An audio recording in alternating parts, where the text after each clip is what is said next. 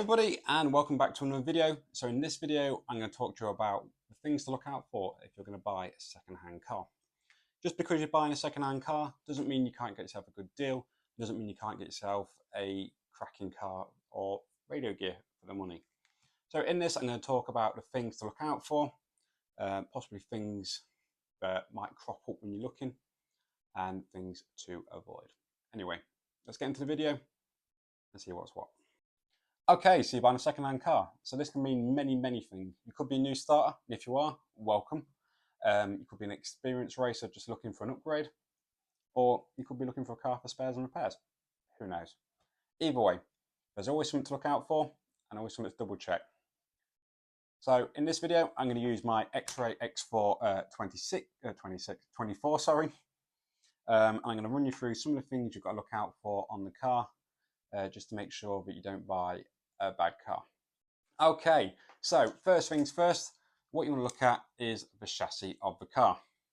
Obviously now cars come in all shapes and all sizes, but with touring cars you normally have a carbon, an aluminium chassis in either 1.5 or 2 mil, or some cars now come with a steel chassis, but most cars that you'll see will come either carbon or aluminium.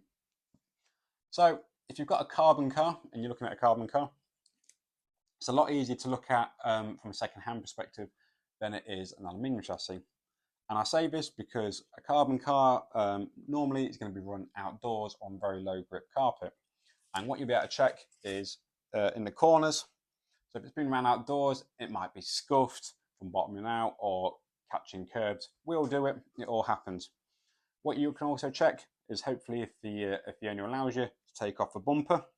Obviously there, if it's had a big impact, it might have fractured or split some of the carbon. And you also want to look around all the screw points, make sure it's not been nipped in too tight and it's not maybe fractured in these areas. If you get an opportunity, and you are allowed, when looking at a new car, pop it on a piece of glass or a very flat surface. That way you can check if it's flat. If it's not flat from the get-go, then it could cause you issues down the line and it could cost you a lot more money. If you're going to look at an aluminium car, biggest chances it's been raced on carpet, which in some senses is good and in some senses is bad. So an aluminium chassis, essentially telling that it's flat is normally a lot easier, because obviously aluminium, once it gets hit, it will sort of take that shape. Again with that, you do really want to get the car onto a flat surface just to make sure that it sits perfectly flat. If it doesn't, then again there could be tweak, something bent, something broken in bulkheads or wishbones or anything. Anything can really cause tweak in a nutshell. So these are some things to look out for on the chassis side. Okay, so the next thing I would go and look out for is bearings and drive shafts on the car. So essentially, depending what type of stage you are, if you are a new buyer, you might be looking at getting a car with all the radio gear in it, or you might just be buying a rolling chassis. If you're buying a rolling chassis, the first thing you always want to check is that your car will, obviously mine's got a pinion on it, so it's not going to help, but you want to make sure that it spins over nice and freely. You don't want to feel any notches. Notches could come from anything really. So essentially it could come from like diffs being set wrong, or bearings that are seized, or bearings that haven't been replaced. So you just want to be grabbing your car on the drive shafts and just feeling it tick over. If it ticks over nicely, then great. If it doesn't, or you can hear a little bit of crunching, it's always good to have a couple of questions with the owner or whoever you're buying it from, just to ensure that they've either looked after it or if they actually noticed it themselves. If they didn't, bearing kits are quite cheap. I know a lot of top drivers that basically get cheap kits and just replace them when needed, instead of buying more expensive ones, which supposedly will last the same amount of time or even better, but they have to be maintained to a higher standard. To look at when you're buying a second-hand car is the belt. So obviously, depending on your car and where it's been raced outdoors, there's a slight chance you may see nicks in them from maybe catching a stone or something sharp's caught them. So some people will run black belts, which are just standard kit belts. You'll see on some people will run white belts. Just because you see white belts on a car doesn't immediately mean that the car is better. All it means is they've gone for the low friction material, which is pretty good in stock racing. You can still run them in modified, but it just won't last as long. And you want to be checking in these, just want to be checking in, I'm not sure if the camera will pick it up, not really. So you want to be checking all the grooves, that there's nothing missing, nothing stuck in there, for instance, because again, this could all be part of the notchy or tight feeling that you might be feeling with a car. So I've already spoke about it with the sort of bearing situation. You also want to be looking at drive shaft. So essentially, you want to be having a good look straight down the car, looking at each corner of the car, and you want to be taking the wheels and spinning them over. Essentially, you don't want to see your car, you don't want to see your drive shafts looking like a banana, but also you want to make sure that they are moving freely. Depending on car and depending on your brand, the parts could be very expensive or they could be as cheap as chips. But if you get bent drive shafts included in your car, then you can just have a whole lot of problems in your hands. The car won't track straight, it might not turn the same left and right. So it's always a good thing to get down eye level, have a good look just to make sure that they are moving over. There's no bending, you can't see any binding. They actually will move, that's the thing. So it's always a good worth having a look down at eye level, front and rear. Depending what car and what brand, may depend on what type of drive shaft has gone. ECS are a pretty standard procedure now. Some come with a blade, some come with a ball bearing. Ball bearings are quite a new thing, last few years or so. But you also, then again, with bearings, you want to check that they move freely. But to do that, you may have to ask the owner to maybe disassemble. So it could be a little bit of a risk if they don't allow you to do that. Blades, you can quite easily see if they've been hit, or you can quite easily see if they need repairing. They are quite an easy item to take on and off, so it's a good thing just to have a good look over those as well. Okay, so moving on to the next one, I'm going to talk about upper arms and wishbones. So sometimes you see a lot of people saying, I've seen this car, it comes with a lot of spares, and it just really depends on whether they're being genuine with it, or there's some loads of spares with it because there's been an impact or two, and it's like a goodwill gesture. Obviously, I'm an X-Ray racer, so it's a bit easy for me to tell you how we look for them on at least an X-Ray car. But many other cars now, it's a little bit different.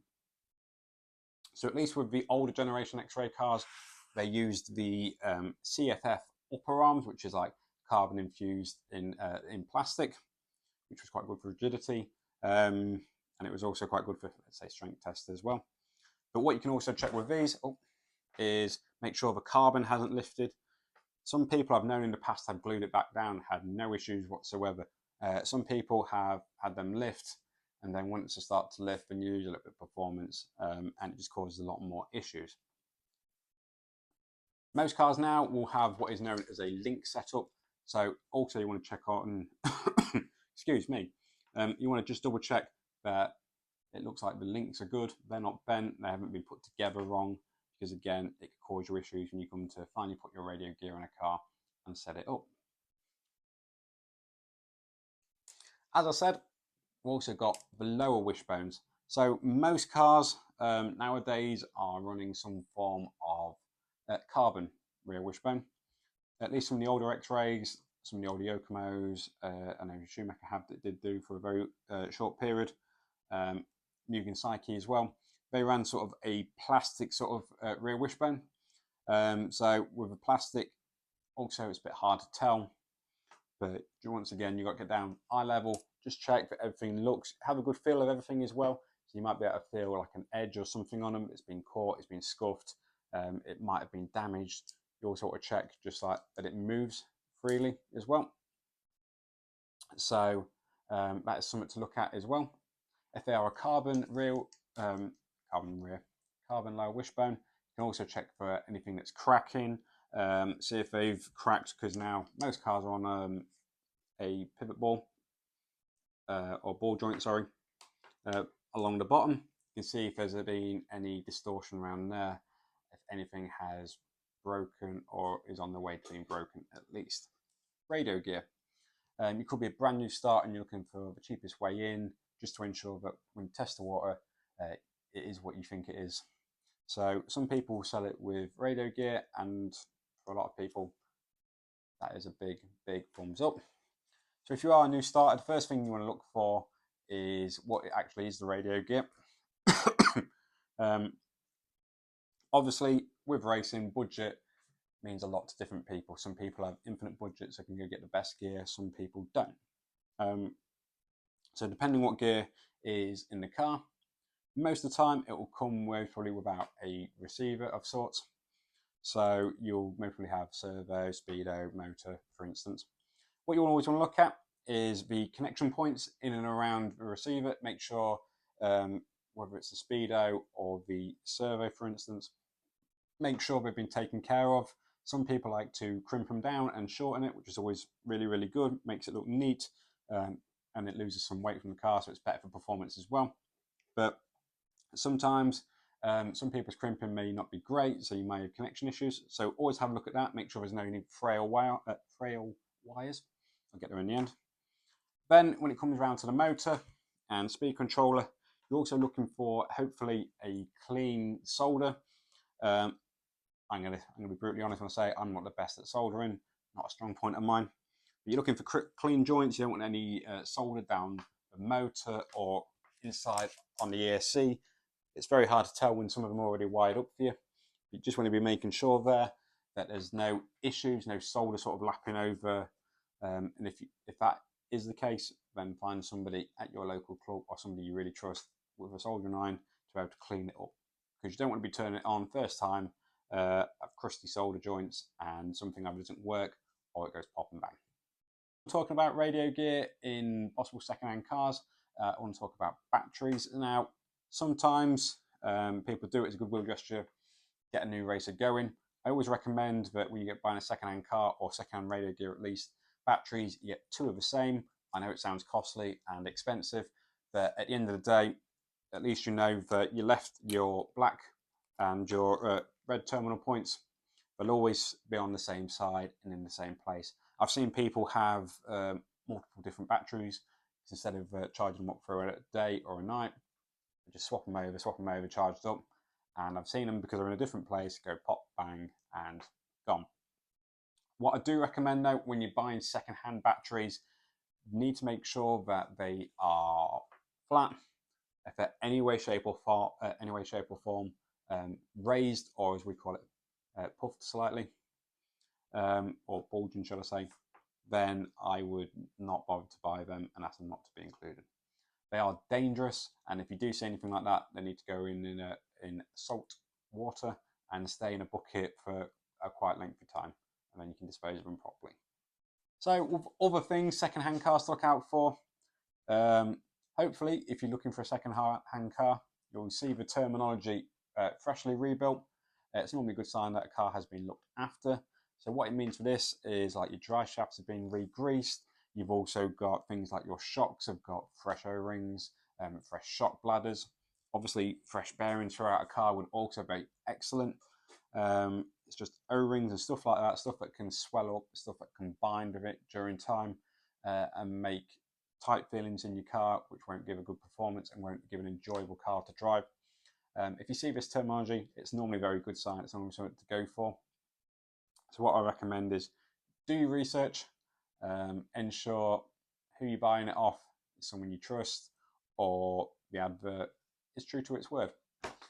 Don't always get it right. We've all had experiences where we've either got it completely wrong. So what I'm saying is take your time. If you ever have any questions, obviously drop them in the comments on this one, and hopefully I've helped you along on your journey into RC, or to find yourself a better car or the bargain of a century. Anyway, thanks for watching, and see you in the next one. Peace.